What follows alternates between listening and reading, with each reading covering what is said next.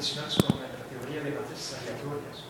Y la aproximación que estamos siguiendo nosotros son series de tiempo. Es algo que aplico yo también en el Instituto de Geriatría para estudiar series más bien fisiológicas del ritmo cardíaco y esas cosas. Entonces, es una aproximación estadística que se puede aplicar en muchos campos de la física. No voy a tener el tiempo para decirles algo de eso ahora, pero escribí algo en las notas, entonces si les gusta, pueden leer algo sobre eso.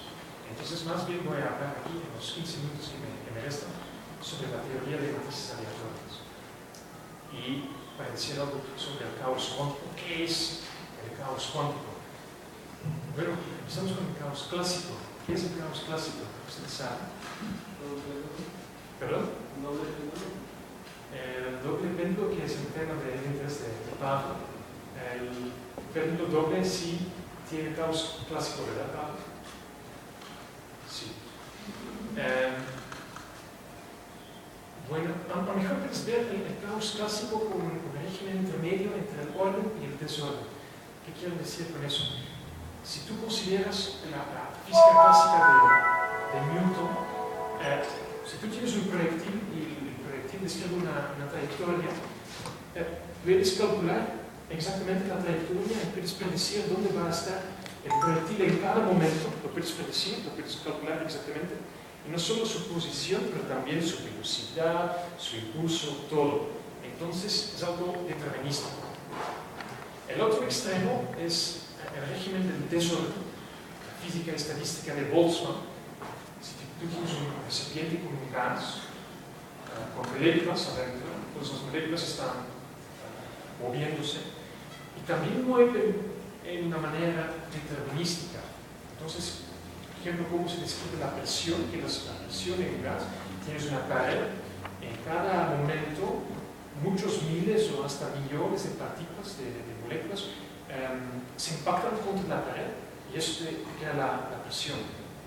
Pero tú tienes que estar loco para calcular la presión a partir de las colisiones de 1000 millones de partículas cada segundo, cómo impactan contra la pared.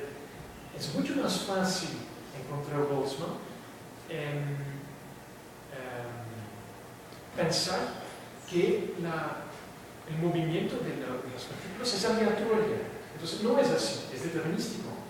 Pero es mucho más fácil pensar que fuera aleatorio y puedes obtener propiedades de tu gas como la temperatura, la presión, el volumen, todo eso.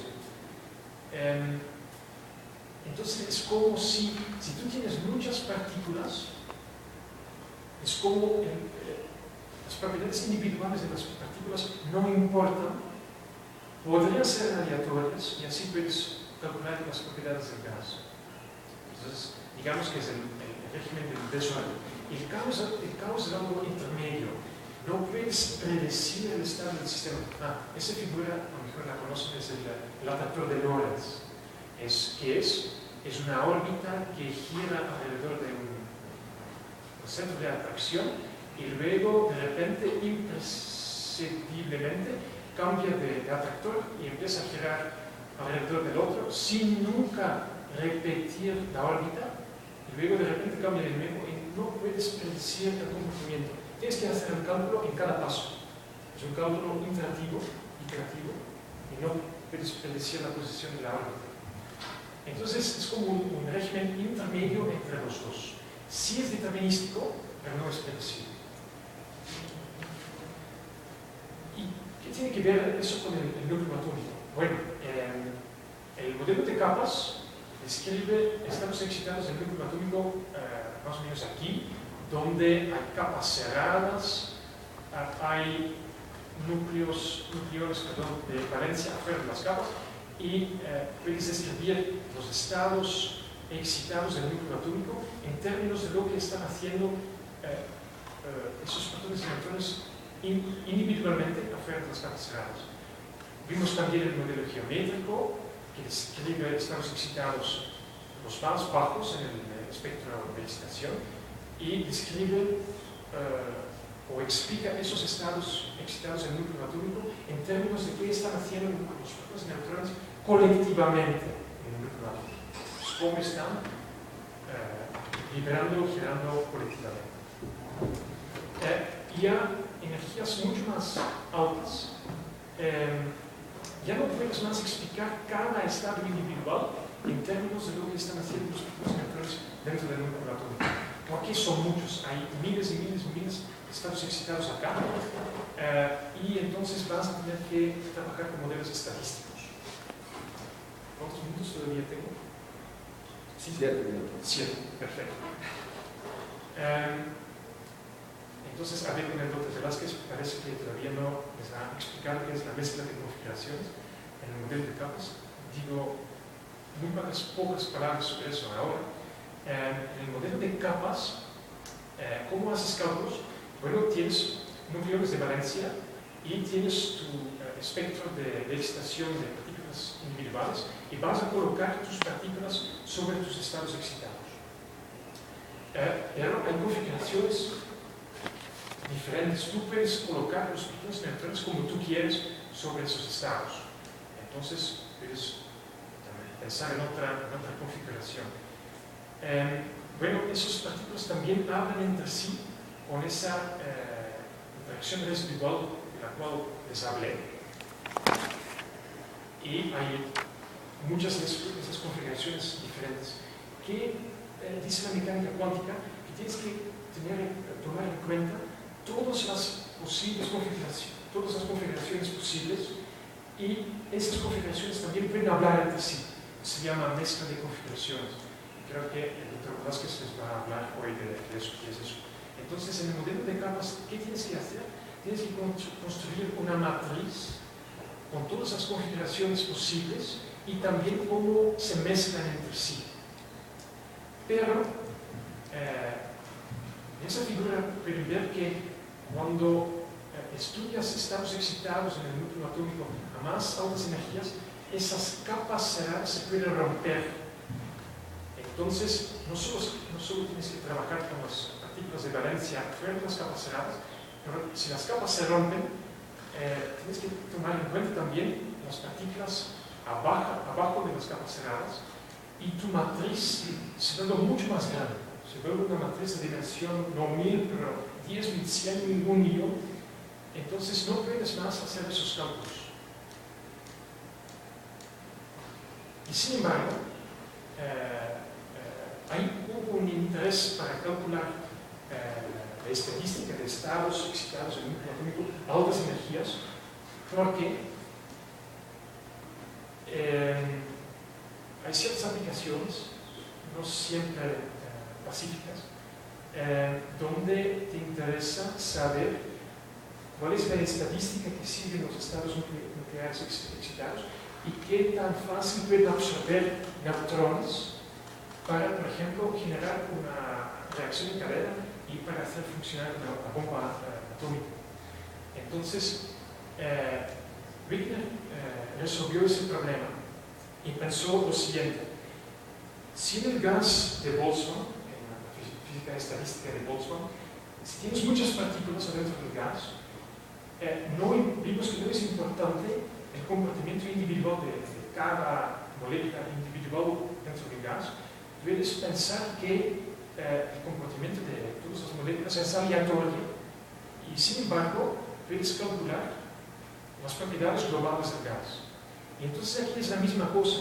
Si a altas energías las capas no tienen más sentido, las capas cerradas se pueden romper, los neutrones de abajo de las capas cerradas se pueden excitar a muy altas energías,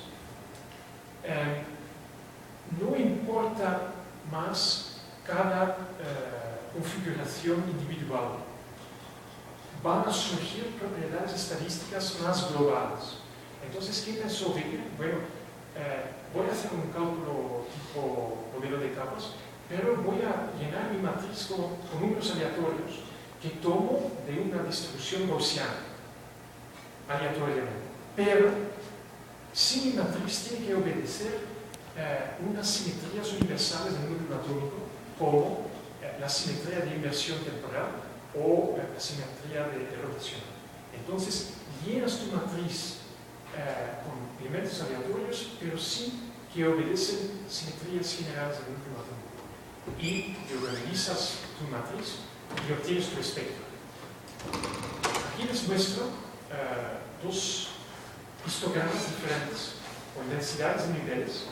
Aquí esos niveles vienen de una matriz donde solo llenas el diagonal y los otros elementos son cero. Y el otro viene de una matriz donde sí llenas toda la matriz completa. Y ves un comportamiento bastante diferente. Si llenas solo el diagonal, no tienes que diagonalizar la matriz, ya tienes un diagonal, ya tienes tus eigenvalores y no va a haber una mezcla. Si aparte del diagonal también hay elementos fuera del diagonal, tienes que diagonalizar y tus eigenvalores van a cambiar de lugar. Habrá una repulsión, y la repulsión lo ven acá. Entonces aquí hay una distorsión, digamos, gaussiana, aquí hay algo más semicircular, donde, digamos, la densidad del centro disminuyó y se desplazaron en una reducción de niveles. Ahora, Wigner también ganó para su investigación sobre simetrías y aplicaciones de simetrías del núcleo atómico el premio Nobel. Y ya casi se está acabando mi tiempo, pero solo quisiera darles una idea de qué es el caos cuántico. Ahora puedes investigar la estadística de los niveles que obtienes y las predicciones que puedes hacer con esa teoría de matrices aleatorias. Y puedes seguir o estudiar la estadística de espaciamiento de niveles primeros decidos. Entonces, obtienes tu espectro y estudias la estadística de las diferencias de energía entre niveles sucesivos y obtienes esa curva aquí. Y la línea continua es la predicción con el modelo con la teoría de modelos matrices aleatorias. Y también los núcleos atómicos, su espectro, sigue esa distribución. Y no solo un sistema tan complicado como el núcleo atómico, su distribución de espaciamiento de niveles de primeros decidos, sigue esta distribución, pero también sistemas dinámicos cuánticos mucho más sencillos, como el billar de Sinaí, que es como un billar, pero con una partícula cuántica que está moviéndose en un potencial de esa forma. Y es un billar con una forma un poco particular, no es el billar clásico rectangular que conocemos, es como triangular y quizás también una parte semicircular. Entonces, parece que muchos sistemas dinámicos cuánticos siguen esas distribuciones, siguen esas predicciones de la teoría de matrices aleatorias. Entonces, se hizo una conjetura. Se dice que si de un lado sistemas cuánticos muy sencillos como el billar de Sinaí, del otro lado sistemas muy complejos como el núcleo atómico siguen las mismas leyes de estadística de niveles, su espectro de excitación, que la teoría de matrices aleatorias describe leyes universales de espectros cuánticos. Y además, el billar clásico que tiene esa forma es caótico. Entonces dice que es caos cuántico. Dice, si tú tienes un sistema clásico que es caótico, su análogo cuántico es al revés. Si tú tienes un sistema cuántico que tiene un análogo que es clásico, que es caótico, dice que ese sistema cuántico también va a ser caótico, va a tener caos cuántico y va a seguir esa teoría de matrices aleatorias. Entonces, lo que quise decir. Entonces, les platiqué de tres modelos nucleares diferentes. El modelo de capas es un modelo microscópico que explica las propiedades nucleares en términos de qué están haciendo los protones y neutrones individuales dentro del núcleo atómico.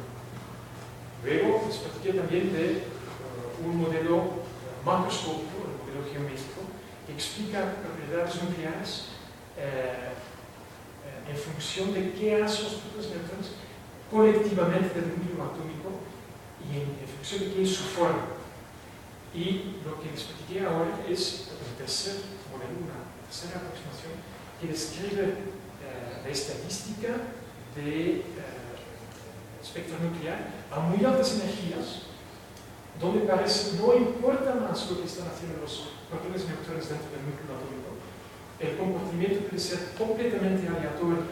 Lo que importa son las simetrías que rigen o que están en la base del núcleo atómico.